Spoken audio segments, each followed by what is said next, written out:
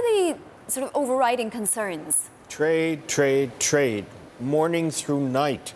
It never stopped. Two takeaways. Part of the group, this is a temporary thing. There's a lot of bluster. They don't like the president's style, but they think there will be settlements.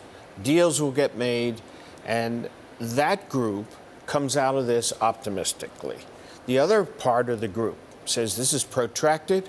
China doubles down. We have bitten off more than we can chew, and we could be headed into recession, slowdown, pain from a trade war, not just a trade threat and the blustering. Nobody knows the solution.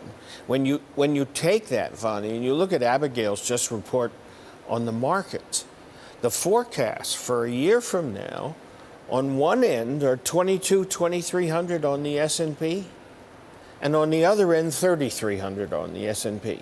You can drive a 1,000-point truck between them because of the trade unknown. Is China willing to go that far? It does import a lot less from the US than vice versa, but at the same time, it needs the US to a certain extent, no? Well, therein lies the question. There's a lot of questions at work here. I looked at some information which shows that China is 10 times ahead of us in rolling out 5G. Think about the massive bandwidth in China, much more progressive than in the US. Think about this is the second largest economy in the world, but it's the largest goods producer.